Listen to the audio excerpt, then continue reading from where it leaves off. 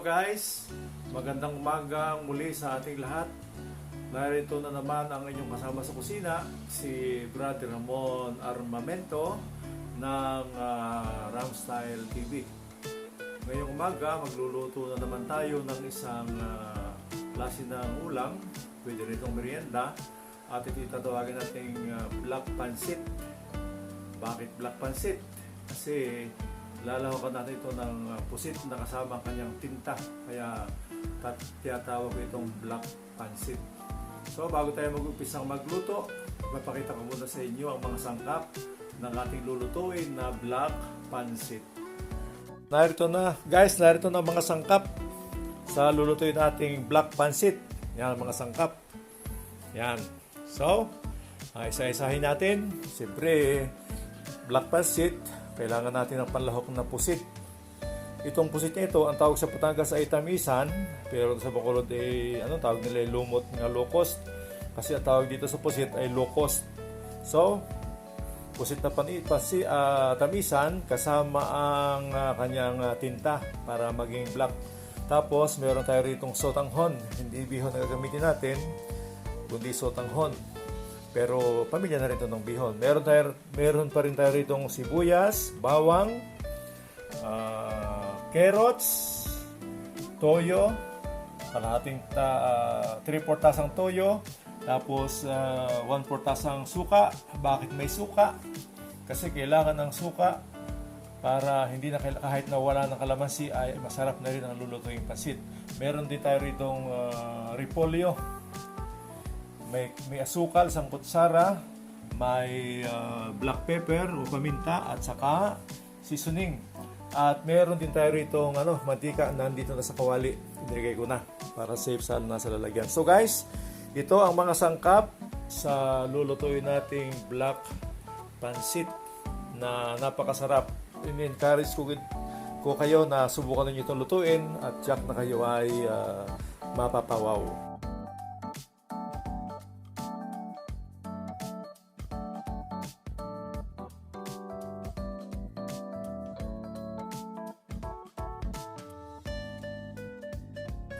Yan guys, mag-uumpisa na tayo magluto. At siyempre, ang una-una natin gagawin ay magpapainit tayo ng mantika para sa ating paggigisa ng ating mga sangkap. Papainit tayo ng mantika. Bigyan natin kalat natin ng mantika sa kawali para yung init ng kawali ay bumuto sa mantika. So, unang-unang ilagay natin, mainit na. Ang ginagamit ko kasi pag-test ng mantika ay ang pisngi. So, mainit ang mantika. Yan. Igisan muna natin ang bawang.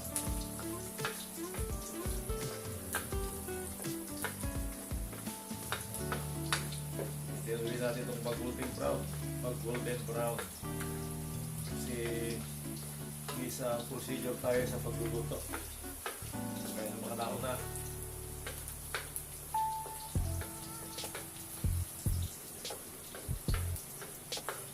Ito na yung black pancit na sinasabi ko sa inyo na niluto ko noon nung kami pumunta sa Bicol. Na wala akong makita ng magandang sariwang mga isda. Kasi may bagyo noon. Sabi ko sa doktor na sinunta namin, bakit baka gusto niya subukan na magluto tayo ng black pancit. Sabi niya sa akin, pwede ba yun? Sabi ko, pwede. Sabi, sige, try mo para makatikim ko kami kasi sabi niya, hindi pa kami nakakakain ng sinasabi ng black pancit. Nakaka-challenge naman ang kanyang pangalan. Tawag sa pagkain yung black. So, kung mapapansin nyo, kung kayo ay nakakain na sa mga Korean restaurant, meron din sila ng black pancit. Kaya lang, ang tawag nila ay japsi. Naalala ko nung kumain kami sa Korean restaurant. Invite kami ng friend namin na Koreana. Burger siya ng Japsi na gusto na ng aking may bahay. Napakasarap din ng Japsi sa Murian Restaurant. So, okay ng bawang. Golden brown na. Lagyan natin ang sibuyas.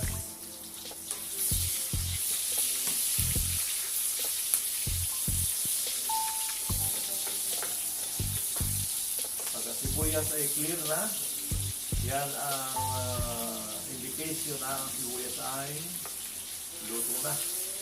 At pwede nang ilagay ang iba pang mga sangkap.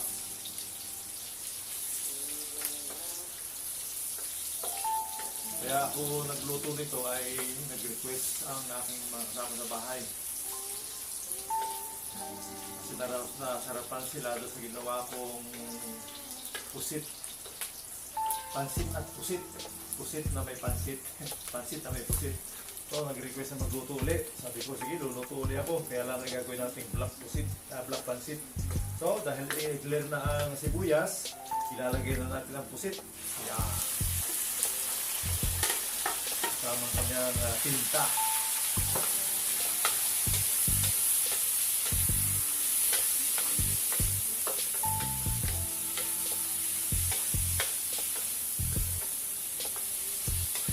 Madali lang guys ito lutuin. So, tataklo ba natin? Pwede ating tinta, sayang. Tataklo ba natin? Para madaling maluto ang pusit.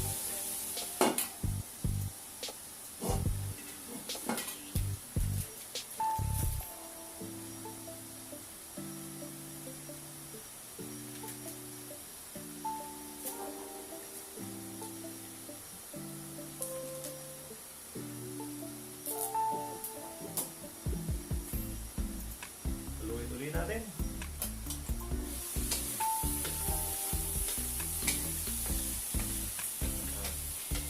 Ang kagandahan na kung ang gagamitin yung lahok ay itong tamisa na pusit, kasi itong tamisa na pusit hindi ito masyadong kumukupis kagaya ng ibang klaseng pusit na kumukupis sila pag naluto. Yan, lagyan natin ng black pepper o paminta. Sarap kasi ang pansit na may may paminta, pabango. So, paglagay natin para ang pusit ay maluto.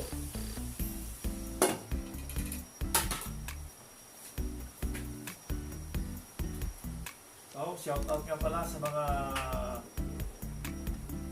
kaibigan na aking wife na nanood ng aking vlog na pork tapa, ram style pork tapa.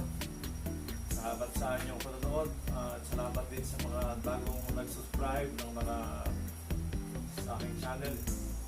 Salamat sa inyong lahat at binigyan niyo ng pagkakataon at panahon ng aking mga vlog at nawa ay panoorin yung lahat ng aking mga video para kung may kulang pa kayo sa alaman sa mga ibang lutuin ay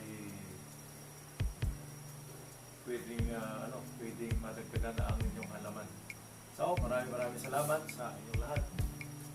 Okay?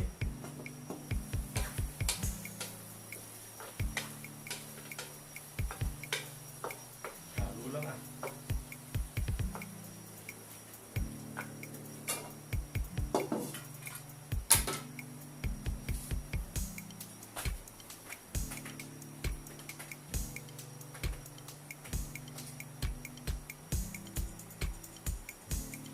Pwede natin ngayon na konti, pwede natin ilagay ang suka toyo para ma-adobo na natin yung pusit. Kasi ang style ko sa paggagawa ng pansit, na-adobo ko muna yung mga lahok kahit na ang lahok ko ay baboy o manok. Ginagawa ko parang ina-adobo ko muna siya. So, ilagay natin ang 3/4 tasang toyo. Ilagay na rin natin itong suka na 1/4 tasa. Ilagay na rin natin itong asukal. Sila ay sama-sama na dyan. Maya natin ilalagay ang seasoning. Yan. So, natin siyang kumulo. Takpan natin. At maghintay tayo ng mga ilang minuto bago natin ilagay ang iba pang mga sangkap. Hintayin natin mga 5 to 10 minutes. A few moments later. Yes guys, tingnan natin. Nakalipas na ang mga 6 minutes. So, okay na. Parang malambot na itong pusit. So, kaya ilalagay na natin itong carrots. Itong carrots, medyo matagal-tagal maluto. Kasi naman, black talaga.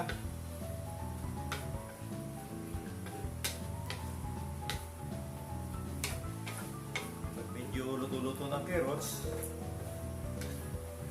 lagyan natin ng lagyan natin ng sabaw para may lagay ang ating pang mga sangkap.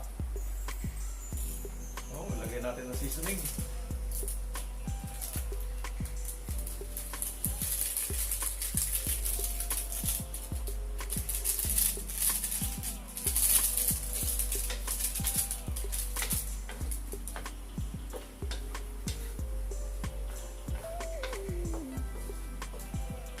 Okay, lagyan natin ng sabaw. Handa na ko itong thermos para mainit ang tubig para mabilis ang pagbulak ng ating sabaw ng lulutuan ng pansit.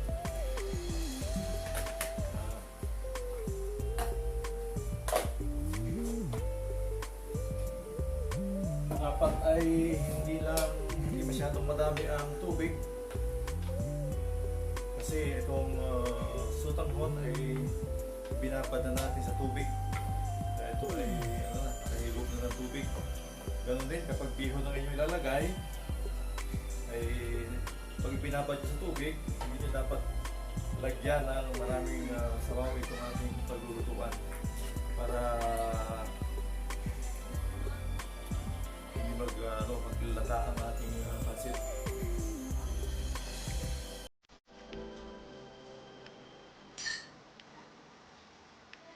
Kulang pa ng tuyo. Kuha tayong tuyo.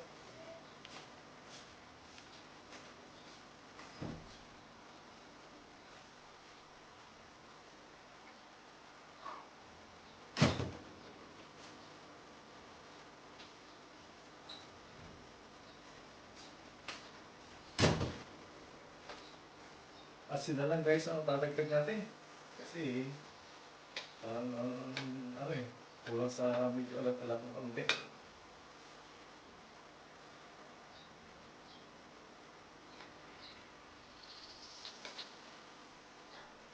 Kulak nito tubig, kaya lagyan na natin ang tulos. Lagyan natin. Puno ng basta. Puno ng mga batagin yun. Okay na. So, lagyan natin ang sutanghon. Tapos, ilagay na rin natin ang repolyo. Yan.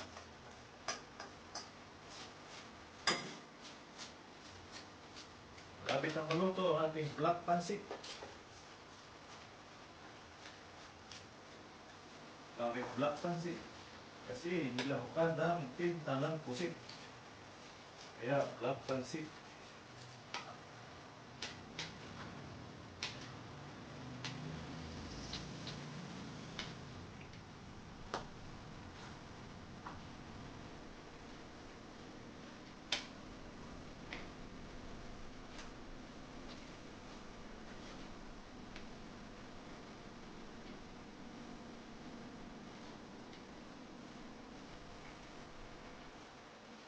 Ilalim natin ang gulay.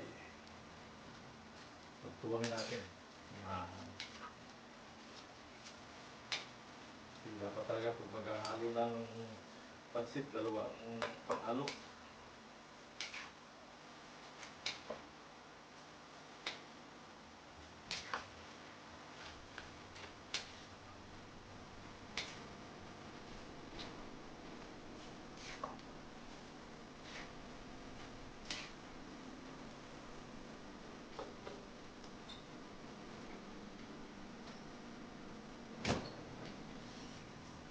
guys, maraming salamat sa inyong panonood.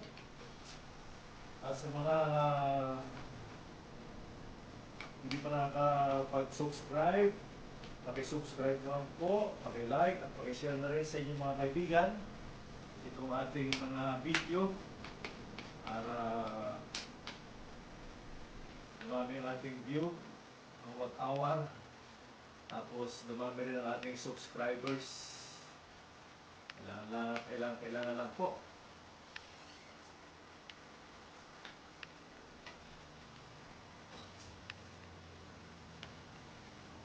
Yan.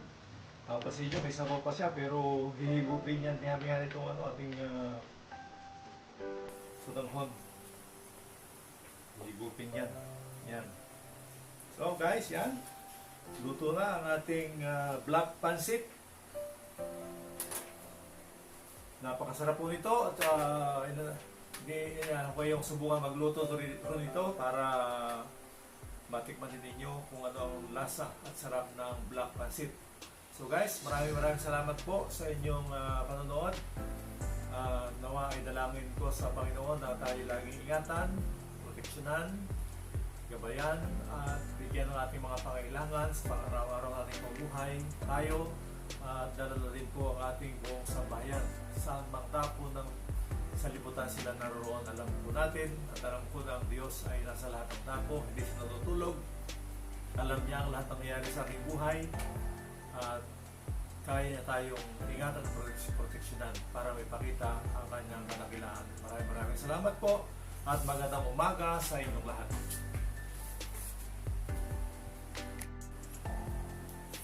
So yan ang finished product ng ating black pancit. Talagang black talaga. So, salamat guys.